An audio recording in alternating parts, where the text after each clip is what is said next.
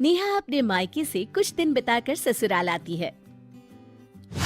आ गई महारानी, आराम फरमा के। अरे तेरी माँ ने कुछ दिया भी है या यूं ही खाली हाथ भेज दिया? माँ ने तो बहुत कहा था माँ जी, मैं ही कुछ लेकर नहीं आई। क्यों? माँ जी, आप कैसी बातें कर रही हैं? मेरी शादी को 5 साल हो गए। आखिर मेरे माँ बाप कब तक क्यों ही देते रहेंगे? हमारे यहाँ लड़की का खाली हाथ आना अपशगुन होता है। कहते हैं लड़की की माँ बीमार हो जाती है। बस करिए माँ जी, ये सब आप क्या कह रही हैं? जो बड़ों से सुना है वही तो बता रही हूँ। चुपचाप अपनी माँ से 5,000 रुपए मंगवा ले, वरना ऐसे अपशगुन का बुरा परिणाम भुगतना पड़ेगा। नेहा अपनी माँ से अपनी सास के बैंक अकाउंट में 5,000 डलवा देती है। अरे सुन, कल दिवाली है, अपनी माँ से मिठाई के लिए 1,000 रुपया मंगवा ले। अब क्या त्योहार पर तेरे घर से मिठाई भी नहीं आएगी? अरे सुन, कल मेरा जन्मदिन है, अपने घर से 1,000 मंगवा ले।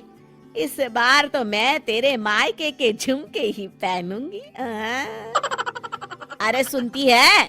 अरे सुन, कल होली है, अपने भाई से कह के हम सब लोगों के कपड़े खरीदने के लिए पैसे भिजवा दे। कुछ दिनों बाद, अरे सुन, कल करवा चौथ है। करवा चौथ पर तो सास बहू दोनों की साड़ी बहू के मायके से ही आती है, ध्यान है ना? अपनी माँ से कह दे के 2,000 रुपए भिजवा दे। माँ जी, ऐसे रोज रोज? अरे हाँ भाई, अब रीति रिवाज है तो मैं क्या करूं, तभी तो 2,000 ही मांग रही हूँ। कोई सस्ती सी साड़ी ले आऊंगी। भाई तेरा करवा चौथ तभी सफल होगा जब तेरे मायके से पैसे आएंगे। नेहा रोती हुई वहाँ से चली जाती है। रमा आए दिन ऐसे कोई ना कोई बहाना बनाकर नेहा के माँ बाप से पैसे मंगवाती रहती है। देखो राहुल, आज फिर माँ जी ने मेरे घर से पैसे मंगवाए। कुछ जरूरी रिवाज होगा तभी माँ ने मंगवाए होंगे। राहुल, आप भी? अरे ऐसे रीति रिवाज किस काम के कि लड़की के माँ बाप अपनी बेटी भी दे और जिंदगी भर कोई कर्जा भी चुकाते रहे। देखो नेहा, तुम जानो और माँ जाने, मुझे बीच में मत लाओ। मुझे ही कुछ करना पड़ेगा। आखिर मैं अपने घर वालों पर कब तक इन लोगों की मांगों का बोझ डालती रहूंगी। अगली सुबह, माँ जी, मेरे भैया को बेटा हुआ था ना, जय? हाँ हाँ, तब से ही देख रही हूँ। तेरी माँ को बड़ा घमंड आ गया है। उफ़ो, वो सब छोड़िए माँ जी, 2 दिन बाद जय का पहला जन्मदिन है। अच्छा, तो हमारे लिए क्या क्या तोहफे आएंगे? हे भगवान, नहीं माँ जी, मेरे मायके में प्रथा है, बच्चे के पहले जन्मदिन पर बुआ सोने का झूला लाती है। सोने का झूला? अरे तेरा दिमाग तो ठीक है। अरे एक सोने का झूला खरीदने में तेरे सारे गहने बिक जाएंगे। वो तो है माँ जी, पर वो झूला बुआ की सास की तरफ से होता है। भाई तेरा, भतीजा तेरा, झूला मैं क्यों दूं? रिवाज माँ जी, रिवाज। अगर आपने झूला नहीं दिलवाया तो कुछ ही दिनों में आप भगवान को प्यारी हो जाएंगी। ये कहकर नेहा जोर जोर से रोने का नाटक करती है। माँ जी, मेरी प्यारी माँ जी।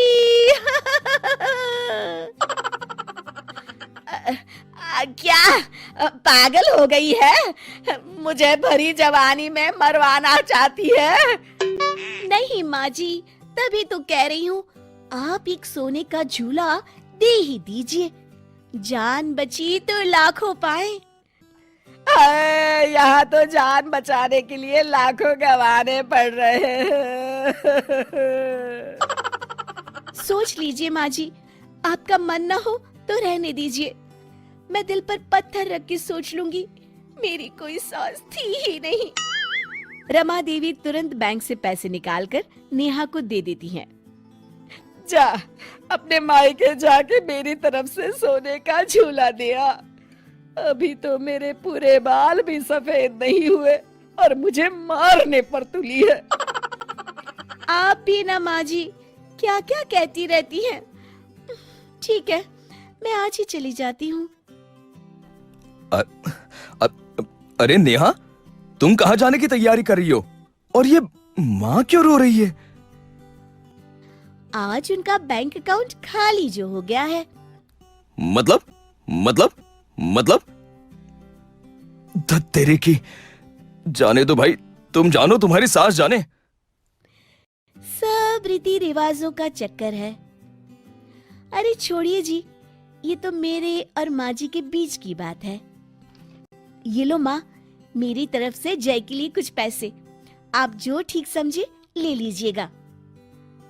अरे नहीं नहीं बेटा, इतने सारे पैसे हम तुझसे नहीं ले सकते। क्यों माँ, आप तो हमेशा ही देती हैं, मुझे तो पहली बार मौका मिला है। नहीं नहीं बेटा, लड़कियों से। बस माँ, आज तक तो तुमने मुझ में और भैया में फर्क नहीं किया, फिर आज क्यों? रख लो माँ, ये तुम्हारे ही दिए हुए पैसे हैं। तभी नेहा का फोन बजता है।